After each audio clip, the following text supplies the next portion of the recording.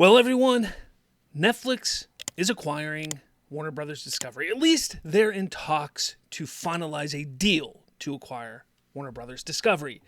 And we talked about it on my live stream about what this could mean for DC Studios and James Gunn and Peter Safran. But Bloomberg had a conversation with the two of them, and, well, there were some interesting topics that came up, such as, well, how long are they going to be there? What's the plan for DC Studios and the longevity of what they're planning? So I wanted to talk about all that with you guys and say, I told you so to the others who love to hate on James Gunn and DC. So let's get into it here because honestly, this is a big one. Now, again, this comes from Bloomberg. It was actually released yesterday, December 5th, the same day that everything was going on and all the craziness was discussed about Netflix and Warner Brothers Discovery. And this was somehow kind of like missed in all of that, which is understandable because the big news was Netflix and Warner Brothers and all of that kind of stuff. So this was kind of missed. But as the dust started to settle and as people started to calm down, this article made its way to the top of the pile. So let's take a look. What does this say? Now, this comes from Thomas Buckley, again, from Bloomberg. It says, in a corner bungalow on the Warner Brothers lot in LA, a towering Superman statue casts a shadow across the desk of Peter Safran, co-head of DC Studios. The surface of the workspace is buried under Batman and Wonder Woman comic books, merchandise, and annotated scripts. Safran and James Gunn, his counterpart, have been plotting the future of some of the world's best-known superheroes. Their plan kicked off in July with Superman, but there's a lot more in the works. Supergirl and Clayface movies next year. That's right, 2026. It's just, they're almost here, guys. But, where are we at here? I lost it. Sequels to Superman and the Batman, the Matt Reeves Batman in 2027, as well as a second season of The Penguin, which I guess is this confirmation that really is moving forward. We've heard that there's rumors and talks, but maybe that's actually happening, which is a true crime series based on the super intelligent villain, as well as a true crime series based on super intelligent villain Gorilla Grodd. Now, Gunn starts shooting the new Superman, Man of Tomorrow, in April, while director Matt Reeves starts filming the new Batman movie in May. When we took the job, obviously the goal was to turn DC into the crown jewel that we knew it deserved to be, Safran told Bloomberg Business in mid-November. We've only literally started scratching the surface. I mean, that's true. If you think about it, they've had technically 3 projects. That is hardly scratching the surface. On December 5th, Netflix announced it was buying the studio and streaming business of DC's parent company, Warner Brothers Discovery, in an $82.7 billion transaction. Look, we've talked about that a whole bunch yesterday, and we're going to talk about it so much more. It is nuts. It is crazy. This is one of the biggest deals that have ever happened, if not the biggest deal that has ever happened in Hollywood in the industry, and it's going to take a while to go through, but it's going to shake the industry to its core, and if it goes through, it's going to be huge. But again, this is about Peter Safran. It's about James Gunn. What is going on with DC? So it goes, but in terms of the crown jewels, the DC characters in the hands of Safran and Gunn are some of the world's most valuable intellectual properties. DC is probably the single greatest opportunity in this transaction, says Rich Greenfield, a partner and media industry analyst of Lightshed Partners. DC has been one of the most under-monetized franchises in all of Hollywood. Facts. And while it's certainly showing signs of life, it's still a tiny fraction of where Marvel got to under Disney. Safran got the job after producing 2018's Aquaman, which is the highest grossing film globally in DC history, which is wild. Gunn had directed the Guardians of the Galaxy trilogy for Walt Disney and Marvel. Zaslav, the Warner Brothers Discovery chief executive officer, appointed the pair after reading Gunn's script for Superman. It's one of the biggest earners of the year, taking in more than $100 million in profit for the studio through a mix of ticket sales, online rentals, and merch deals. Okay, guys, look. It's official. We've heard it from Forbes. We've heard it from Bloomberg. Two of the biggest financial pundits, financial institutions that talk about financials in the world. Superman made a profit. Full stop. You can't, at this point, you just stop there. All right? Superman made a profit. No, it wasn't all in box office. Okay? It wasn't. Nobody has been... Look, a film being successful doesn't always simply hinge on box office results. It doesn't. It hinges, and I've been saying this for months. Everybody, my audience, you all know this.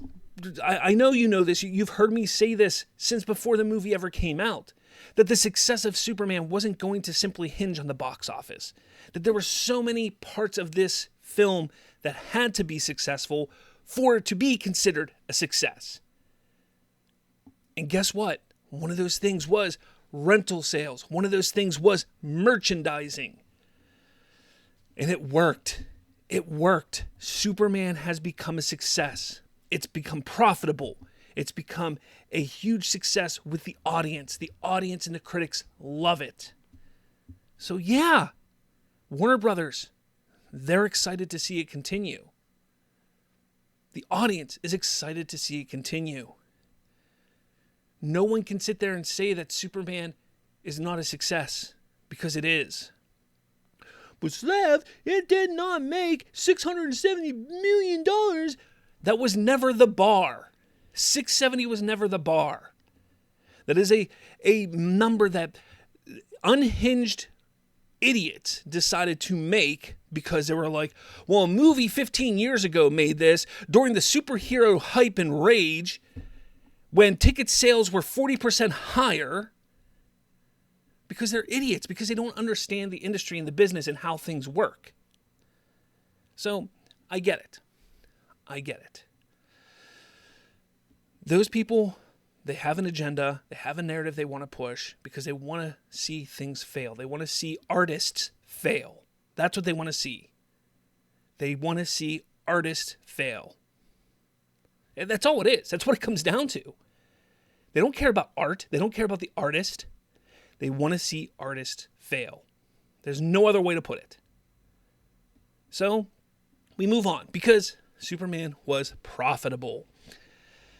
Their biggest accomplishment thus far, though, may be uniting DC's publishing, filmmaking, gaming, and consumer products division, which hadn't operated symbiotically under prior leadership. I'm going to be honest, I had no idea that was something that they were working on.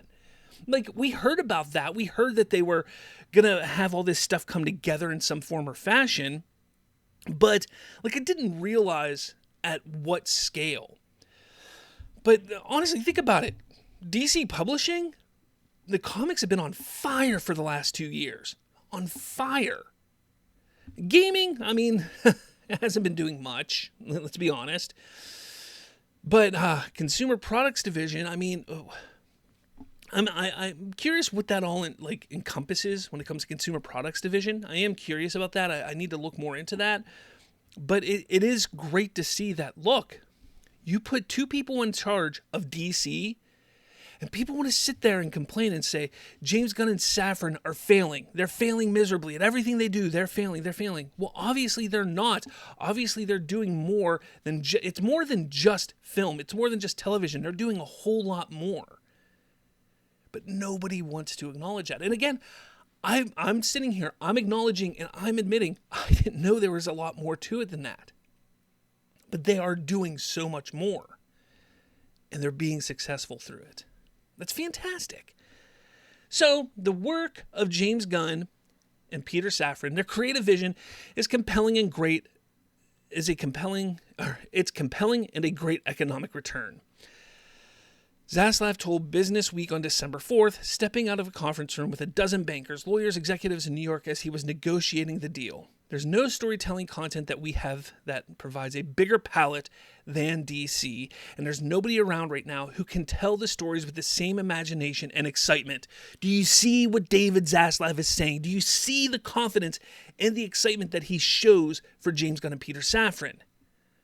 That's why it's so important to understand that if this Netflix deal does go through, because the plan is to retain David Zaslav as the head of Warner Brothers, that because of this confidence that he has in these two, they're safe, guys. They're safe. Of course, barring any absolute disgraces of films and projects that just flop beyond belief, they're safe. Now, over the next decade, Safran and Gunn are poised to do battle with Marvel, which has grossed more than $30 billion at the box office by intertwining storylines across more than 30 films, starting with Iron Man in 2008. And like Disney did with Marvel, Safran and Gunn want DC titles to lead to commercial opportunities beyond just movie theaters and HBO streaming service. The DC universe is big enough and strong enough that it should be available on all platforms, Zaslav said. There are some stories that are important to be told in theaters around the world, and some stories that are important to be told as series. Again, we're going to get that. We're going to have stories on HBO Max as television shows, and we're going to have stories told as films. Well, we've known that was going to happen. Now, prior to the deal with Netflix, there were early talks with Comcast for theme park business. Now, this is really exciting because, look, they were talking about doing a theme park business with Universal and things like that. But now, separately, DC is brainstorming the possibility of building life-size blocks of Superman's Metropolis and Batman's Gotham for fans to walk through, with marquee venues from the comic book world, such as Gotham's Iceberg Lounge. And there seems to be alignment with the potential new boss. On a December 5th conference call with investors discussing the deal, Ted Sarandos, Netflix's co-CEO, said, "You should think about ways that you can explore all these IP universes beyond that of just making tentpole films. Examples would be some of the earlier moves from DC Universe for things like the Penguin, Penguin has turned into great television." So that would fall under DC Studios. That would fall under Peter Safran and James Gunn. I almost said Peter Gunn. Peter Safran and James Gunn. That would fall under their guidance in creating these elements of, these just areas around the world or wherever it is. Are they going to create a huge theme park that's just DC bound? Probably not. But who knows? Maybe they do create something like a, Hogwarts, what is it? The wizarding world like they created somewhere. Like, who knows? Maybe they do something like that. But as of right now, they're like talking about doing this kind of stuff. And it's because of the power and the understanding that DC as an IP is important. And so far, Gunn and Safran have been successful in everything they've done to this point. So much so that those contracts that James Gunn and Peter Safran signed have been quietly extended to run through spring of 2027. That's right. Bloomberg confirms Safran and Gunn, whose contracts run through spring 2027, weren't a direct part of the Warner Brothers sale negotiations. Still, when Comcast, Netflix, and Paramount pitched their takeover plans to Warner Brothers management in recent weeks, DC was front and center. Paramount, whose CEO Ellison was focused his filmmaking career on backing blockbusters, blah blah blah. With Paramount unfair processes, Warner Brothers said it attends to its fiduciary obligations with the utmost care. So they were always like, "Look, we're going to make sure we keep the creatives." Every company was like, "We're going to keep creatives." Now, mind you, in sales and things like that, most of the time that's always said. And then down the line, they eventually will get their new creatives. However, the difference here, one, James Gunn and Peter Safran are there until spring 2027 for sure, Warner Brothers. Confirmed by Bloomberg here. What that makes me believe is that happened because they're unsure of, they can't just, they have to wait and see what the DCU is going to do. He's had 3 projects, and while they were successful, David Zaslav probably wants to see just a little more. So taking it to spring, pushing them till spring, is going to give them Supergirl, Lanterns, and Clayface as well. So in total, that's going to give him 6 projects under James Gunn and Peter Safran's guidance.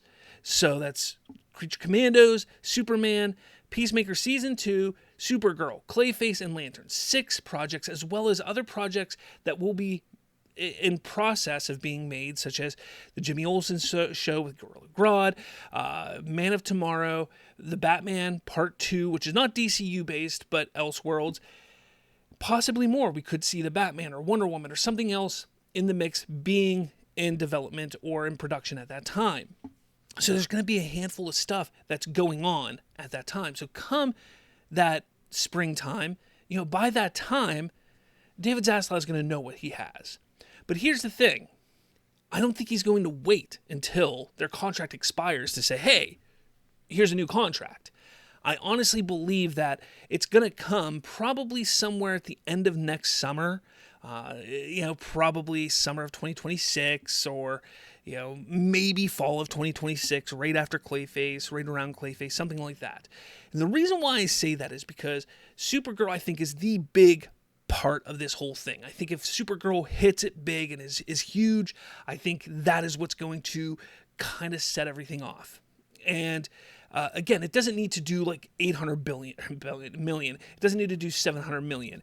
It needs to do respectable. It needs to do numbers similar to Superman. It has to have a great audience reception. It has to do that kind of thing. If it does that, you're going to see that things are moving in the right direction.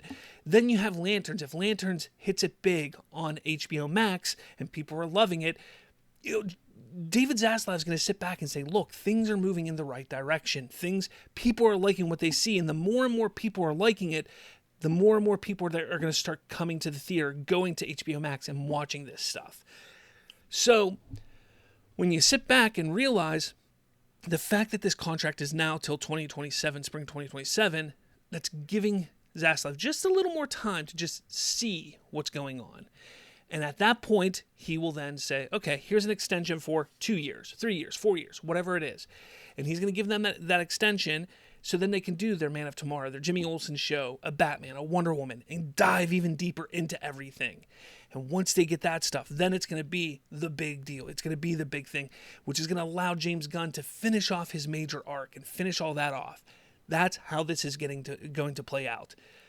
That's how it's going to work. So people who are sitting there like, James Gunn is gone, James Gunn is gone. No. Look, as long as this Netflix deal goes through, Zaslav's at the top. Zaslav at the top. Zaslav keeps James Gunn as long as nothing drastically just underperforms. James Gunn stays. James Gunn keeps going on. It's that simple, guys. It's that simple. It's amazing. I know. It is amazing. It truly is amazing. Now, Netflix has also told Warner Brothers it will release the studio films in cinemas, which would buck Sarandos' decades-long antipathy towards theatrical distribution. It isn't clear if the movies will screen in theaters for extended periods of time or even all at once. Warner Brothers' existing contractual obligations to actors, directors, and theater chains are fulfilled. The communal theatrical experience is something that is incredibly important and remarkably well suited to our big spectacle films, Gunn tells Business Week. So Gunn understands how important the theatrical experience is, especially for DC films. I mean, it is. It's very important. So we also know Ted Sarandos has said, like, look, we're going to be committed to theaters. We understand it's important, blah, blah, blah. Like I said last night, I think they're going to probably take that 45-day window, keep that, maybe shorten it to 30 days, something like that. That's just how Netflix is. Do I agree with it? No, I don't. But that's Netflix's way of doing things. And, I think the Netflix films are going to keep doing what they're doing, but Warner Brothers, because they're going to keep it a separate entity, they're going to keep doing their thing. And again, they may adjust it to fit Netflix a little bit better, but that's how it's going to work. So for now, this says, Safran and Gunn say they're not letting larger corporate goings on alter their plans. They're focusing on scripts. What makes us irreplaceable is truly the mind of James Gunn. He's been the architect of this grand vision, Safran says. Gunn puts the mission more succinctly. So that's what he said. Gunn puts the mission more succinctly. If you're going to make a Batman movie, it better be fucking awesome, is what they say. So, look, like I said, this is exciting. We now see that, look, James Gunn, Safran, they're here for a bit. They're here for a bit more. There's always this talk about they're not going to be here. They're not going to be here. You see all the thumbnails from the usual suspects. James Gunn's gone. DCU is over. This and that. Guys, right here. Right here. It's right here. They got a contract extension quietly until 2027. Again, that's probably because Zaslav just wants to see a little bit more, which is fine. It's understandable. He wants to see just a bit more. And once he sees that, as long as they're not abject failures, then they will continue on even longer. But guys, look, I want to know your thoughts about all this. I want to know if you think this is great news. What do you like about hearing all this? This is a great article. So let me know your thoughts in the comments below. I know this was a long one, but it was an important one. We had to talk about this. I wanted to get this out there. So let me know your thoughts in the comments below. And with all that said, I will catch you all later.